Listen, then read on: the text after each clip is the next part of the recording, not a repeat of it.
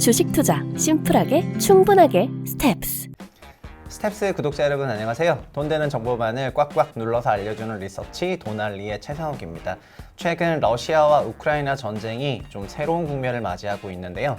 관련해서 국내 방산 기업에도 어떤 영향이 있을지 한번 같이 살펴보도록 하겠습니다.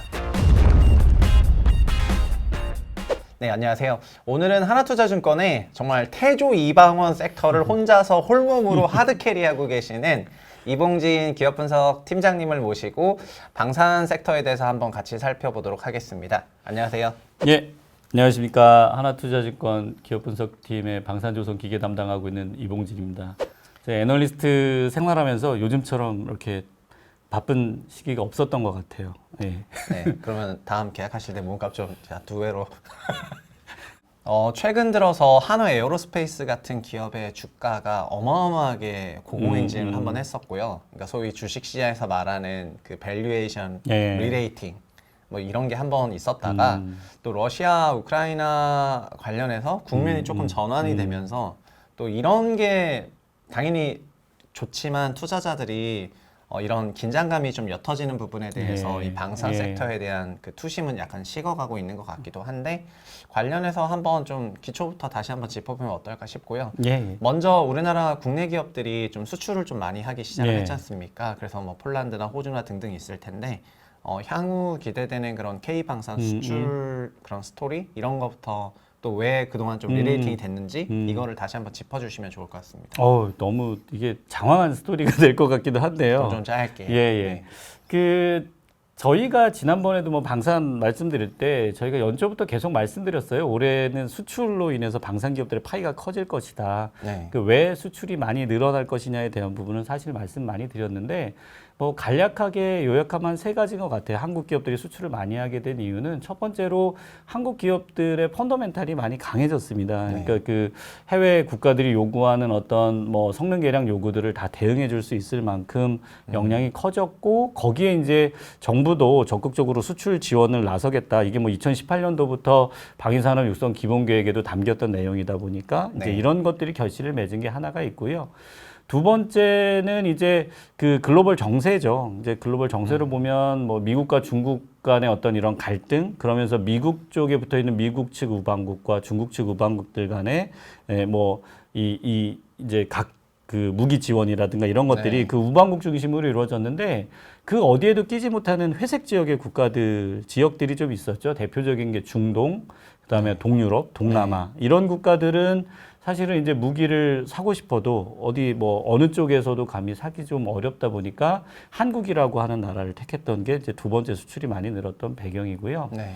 세 번째가 이제 그 러시아 우크라이나 전쟁이 조금 뭐 계기를 만들어주긴 했지만 뭔가 전쟁에서 사용되는 무기들 그동안에는 이게 이제 미래전 이러면은 뭔가 첨단 무기들이 사용되는 전쟁을 이야기했는데요. 근데 이게 러시아 우크라이나 전쟁을 겪으면서 재래식 무기도 굉장히 소중하구나라고 하는 것들을 느끼게 됐는데 이런 재래식 무기들을 계속 개발하고 성능 개량해왔던 나라들이 사실은 나라가 한국이에요. 그러다 보니까 이제 우리나라 입장에서 어떻게 보면 틈새 시장을 잘 잡았던 것 같습니다. 그게 이제 한국이 사실은 수출을 많이 하게 된 요인이 됐던 것 같고요. 주가로 다시 돌아와서 말씀을 드리자면 네. 지난해 말부터 그래서 이제 이런 해외 수주들이 성과가 나오기 시작을 했죠. 네. 그게 이제 지난해 12월에 뭐 호주에서 자주포, 그다음에 UAE에서 천궁, 그다음에 올해 들어서도 이집트에서 또 K9 자주포 2조 네. 정도 받았고, 네. 그리고 이제 2월 말에 러시아 우크라이나 전쟁이 터지면서 지금 폴란드에서 대규모 수주까지 오는 과정이 사실은 그동안 방산주가 많이 올랐던 요인이 되는 것 같습니다. 네. 근데 이제 최근 들어서 주가가 조금 빠지게 됐던 배경 중에 하나가 러시아 우크라이나 전쟁에 있어서 우크라이나가 어떻게 보면 이제 좀 러시아군을 좀 밀어내고 있다. 네. 그래서 요게 전쟁이 뭐 끝나는 거 아니냐. 그러면 전쟁이 끝나면 방산주에 대한 관심도 사라지지 않겠느냐라고 하는 부분이 9월 들어서 조금 방산주가 조정을 받았던 가장 큰 이유가 되는 것 같습니다. 네, 제가 그거를 여쭤보고 싶었던 건데 그럼 시장에서 전쟁이라는 그런 게 좀 없어지게 된다면 방산주에 대한 관심이 좀 사라지는 게 지금의 주가 조정의 원인 중에서 제일 크다고 봐야 되는 건지 앞서서 말씀하신 꼭 러시아 우크라이나 전쟁뿐만 아니라 앞부분의 얘기들이 여러 개 있었기 때문에 그렇죠. 앞으로도 그러면은 소위 K방산의 이런 글로벌 수출형 중심으로 하는 이런 성장이 좀 이어질 걸로 보시는지 그걸 여쭤보고 싶어요. 예, 계속 된다고 보고 있습니다. 일단 폴란드에서도 대규모 그 계약이 성사가 됐지만 폴란드도 추가로 지금 무기를 또 네. 구매하겠다라고 하는 협상들이 진행되고 있고요. 그리고 이렇게 지난해부터 이어져 왔던 뭐 무기 수출 프로젝트들이 호주의 레드백이라든가, 네. 예, 그다음에 말레이시아로 나가는 FA50, 네. 그다음에 또 노르웨이로 K2 전차 수출 이런 프로젝트들이 지금 또 계속 그 사업자 선정 등을 기대하고 있어요. 그리고 이제 시장에 크게 알려져 있지는 않지만 중동 쪽에서도 계속 무기 구매에 대한 의사들을 표현하고 있고 동유럽 쪽에서도 뭐 노르웨이, 핀란드 이런 국가들도 추가로 무기를 사겠다라고 하는 것들이 있기 때문에 근데 이런 것들은 사실은 러시아 우크라이나 전쟁 이전부터 다 이야기가 되고 있었던 거거든요. 네. 그러니까 한국 K방산의 수출 스토리는 앞으로도 계속 된다라고 보고 있고요. 이런 수주 모멘텀이 올해 내년까지 계속 이어지고 그리고 그 수주, 그러니까 해외 수출 같은 경우에는 네. 수익성 측면에서도 굉장히 좋습니다. 네. 그러니까 이게 이제 두 자릿수 영업이익률을 기대해 볼 만한데요. 뭐 이미 두 자릿수 영업이익률이 수출에서 나오고 있어요. 그러다 보니까 작년부터 받았던 이런 해외 수주들이 매출 인식이 되는 내년 하반기부터는 네. 또 실적들이 계속 올라올 겁니다. 예, 제가 볼 때는 저희가 뭐 자료로도 말씀을 드렸지만 올해 방산 기업들의 합산 영업이익이 지난해보다는 16% 늘어날 것이다. 네. 근데 내년도의 합산 영업이익은 올해보다 30% 정도 더 늘어날 것 같고요. 네네.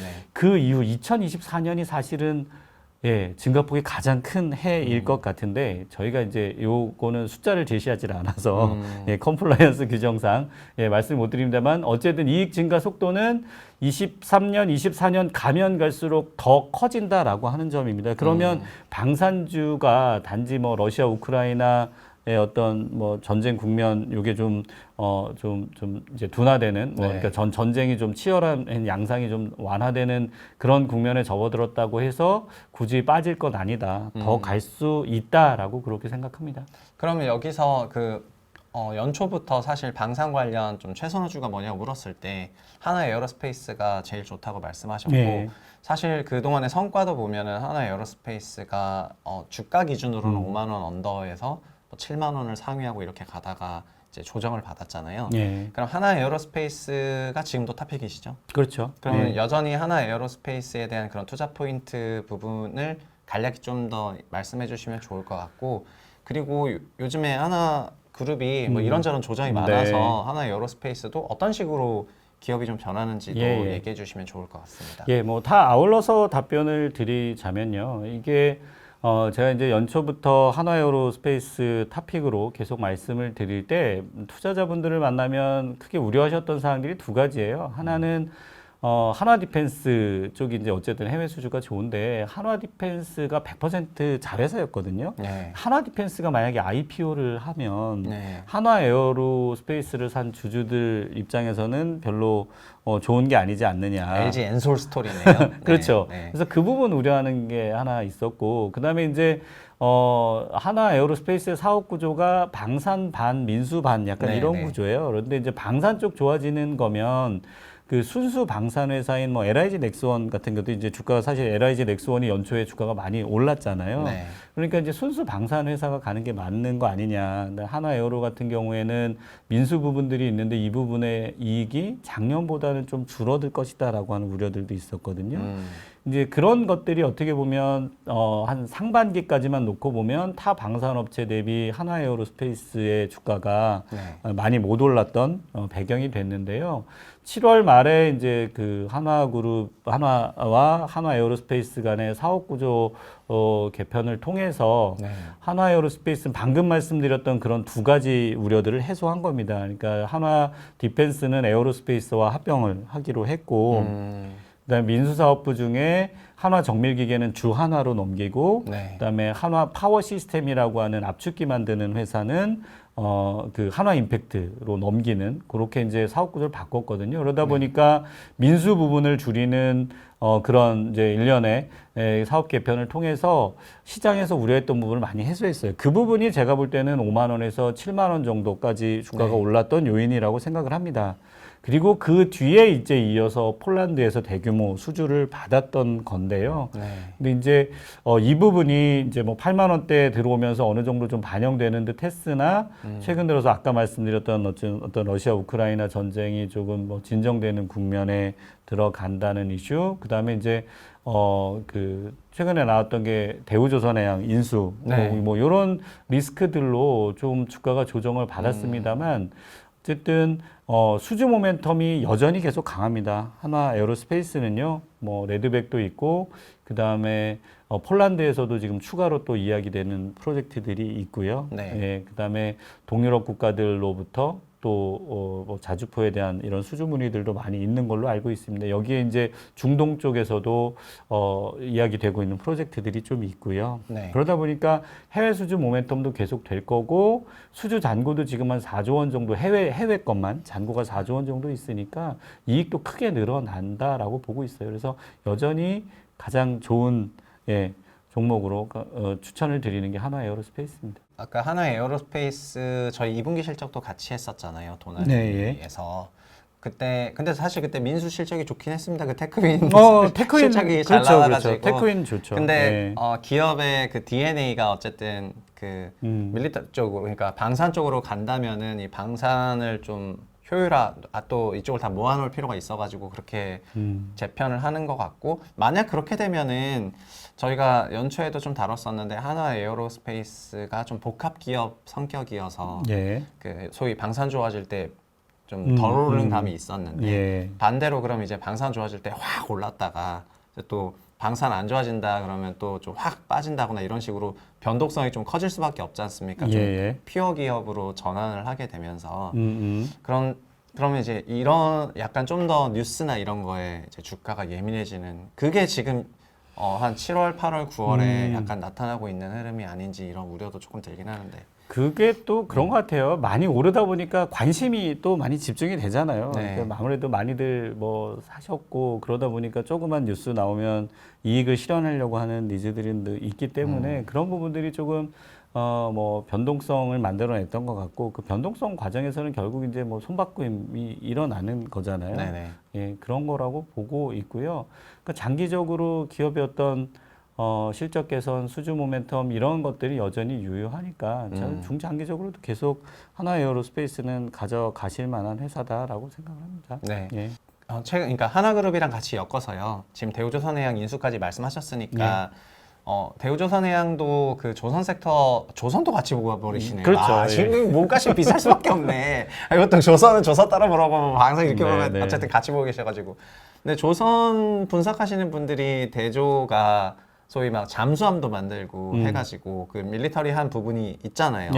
그래서 대우조선해양을 외국에 팔지 못한다거나 막 이런 얘기들도 많이 했었는데 하나가 확실히 이 방산 쪽에 힘을 쏟다 보니까 대우조선해양도 이렇게 번개 같은 속도로 인수를 해가지고 깜짝 놀랐으면서도 또 저희가 보더라도 한편으로는 이해는 됐거든요. 그러면 하나그룹의 대우조선해양 인수가 전체적으로는 방산에 힘을 쏟으려는 이런 흐름으로 보면은 합당해 보이긴 하는데요. 관련해서 좀 참고해야 될 그런 것들이 좀 있을까요? 뭐 좋아 보이는 포인트나 아니면 좀 우려 포인트라든가? 사실 뭐 이게 이제 하나투자증권 소속으로 하나그룹에 대한 이야기들을 하면 뭔가 이렇게 홍보한다라는 이야기들이 되실 수도 있어서 그 부분이 좀 우려되긴 합니다만 제가 볼 때는 대우조선해양을 가지고 오기에 제일 적합한 데가 한화가 아니었나라는 생각을 해요. 말씀하신 것처럼 일단 방산 부분의 시너지 효과가 일단 좀 가장 크고요. 특히 그 이번에도 이제 유상증자에 참여하게 된 한화 시스템 같은 경우는 원래 그 예전에 이제 이게 뭐 전신을 따져보면 삼성 탈레스였거든요. 이쪽이 해양 장비 쪽에는 굉장히 좀 강점을 가지고 있었던 그 회사입니다. 그러니까 해양 전투 장비, 해양 전투 체계나 뭐 이런 쪽과 관련해서는 강점을 가지고 있었던 회사이기 때문에 대우조선해양의 어떤 이 잠수함이라든가 이런 함정 뭐 이런 네. 것들과 관련해서는 사실 시너지가 가장 잘 날 수 있는 회사고요. 그다음에 에어로스페이스에서도 사실은 잘 알려지진 않았습니다만 그 뭐 잠수함에 들어가는 배터리라든가 이런 것들을 또 에어로스페이스가 만들어요. 예, 그러니까 네. 방산 부분에서는 확실히 이제 시너지가 나는 게 맞고요. 네. 그 다음에 민수 쪽인데 민수 쪽도 사실 대우조선해양을 지난번에 현대중공업이 인수하려고 했던 이유가 네. LNG 선을 굉장히 잘 만든다라고 하는 그럼요. 점 LNG 거의 뭐 때문이었거든요. 세계 최고 레벨이어서. 그러니까. 네. 그래서 LNG 선 때문에 사실은 현대중공업이 대우조선해양을 가지려고 했는데 유럽에서 그 EU에서 승인을 안 해준 이유가 네. LNG를 너네 너무 많이 받지 걱정하게 마라. 되잖아요. 예. 거의 과정하게 그러니까. 되니까. 네. 그러니까 LNG 때문에 대우조선해양을 가져오려고 했는데 LNG를 하지 말라라고 하면 가져올 이유가 사실 없었던 거거든요. 네, 네. 근데 이제 아시겠지만 하나그룹은 신재생 에너지 쪽에서 그린 에너지 특히 뭐 수소라든가 이런 분야에 대해서 조금 타 기업들보다는 선제적으로 투자를 많이 해요. 그리고 네. 이제 향후에는 어떤 이 암모니아나 수소 경제 뭐 이런 쪽으로 가게 될 때 그런 운송 수단으로서의 또 네. 밸류 체인이 필요하게 되는 건데 그런 밸류 체인 상에서 대우조선해양이 또 할 수 있는 역할이 있어요. 그러다 보니까 방산과 에너지 분야에서 확실히 시너지가 날 수 있는 회사입니다. 그래서 에어로스페이스도 좋고 제가 볼 때는 한화시스템도 좋고 대우조선해양도 좋은 딜이 되지 않겠느냐라고 생각을 합니다. 예. 네, 이게 저는 그 이봉진 팀장이 하나 리서처라서가 아니라 예. 누가 생각하더라도 일단 인수의 명분과 자격이 가장 합당한 기업이 하나라는 생각이 들긴 합니다. 여튼 저희가 정리를 해봤는데 최근에 러시아 우크라이나 전쟁의 그런 국면 전환 속에 이런 방산주 주가 조정이 동시에 일어나다 보니까 뭐 설왕설래 많이 마른 게 요즘인 것 같습니다. 그런데 지금 K방산의 소위 해외 수출 성장 스토리는 이제 겨우 2년 차? 조금 안 돼가는 그런 짧은 스토리인데 이제 본격화되는 것 같고 그래서 이런 기회에 오히려 장기적으로 이런 수출 기업들을 편입해 보시는 것이 어떨까 이런 생각이 조금 들고요. 그리고 하나그룹에서도 이런 부분에 대해서 힘을 쏟고 있다 보니까 계속해서 지켜볼 만한 그런 섹터인 건 분명해 보이고 이 부분을 오늘 이봉진 팀장님이 잘 말씀을 해주신 것 같아요. 한 가지만 더 말씀을 드리면 이게 네. 사실 이제 주가가 많이 오르다 보니까 너무 비싼 거 아니냐라는 생각들을 좀 하시는 것 같아요. 코로나 이전에 글로벌 방산 기업들, 국내 방산 기업들이 거래됐던 그 밸류에이션 수준을 보면 이제 방산 기업들은 PER, 그러니까 그러니까 이익 대비 주가 비율이 아니라 그 북 대비, 네. 장가 대비의 어떤 북밸류를 보시는 게 맞다, PBR로 보시는 게 맞다라고 하는 이야기들을 드리는데 네. 그게 보면 글로벌로 전투기 만드는 업체들 진입 장벽이 높다 보니까 PBR 5배. 그다음에 이제 유도무기나 미사일 이런 기타 그 방산 업체들이 되게 PBR 3배에서 거래가 됐었거든요. 아, 네. 예. 근데 지금 많이 올랐다라고는 하지만 아직 뭐 한화에어로나 LIG 넥스원이나 한국항공우주나 예. 뭐 이런 기업들이 아직 그 레벨에 올라가 있질 않아요. 네. 그리고 과거에 어느 때 우리나라 기업들이 이렇게 해외 수주를 많이 했었나라고 보면 사실 지금 처음 있는 일이거든요. 네. 충분히 과거 고점 멀티플 수준을 뚫고 갈 수도 있는 상황이다라고 보고 있기 때문에 많이 오른 게 팔아야 되는 이유는 되지 않는다라고 보고 있고 더 네. 올라갈 룸이 충분히 있다라고 그렇게 좀 말씀드리고 싶습니다. 아, 목소리에 그냥 막 확신이 막 팍팍 묻어나가지고 저 지금 엄청 설득됐습니다. 오늘 너무 이렇게 바쁘신 와중에 지금 뭐 태조 이방 한국을 끌고 가는 5개가 태조 이방함인데 그 중에 2개를 혼자 하고 계시니까 얼마나 바쁘시겠습니까? 근데 도날리 나오셔서 좋은 얘기 해주셔서 감사하고 자주 나오셨으면 네. 좋겠고요. 지금까지 좋은 설명해주신 분은 하나투자증권의 기업 분석 팀장님이시기도 한 이봉진 팀장님이시고요. 저희 다 같이 인사를 네. 하고 끝내도록 하겠습니다. 감사합니다. 네, 감사합니다.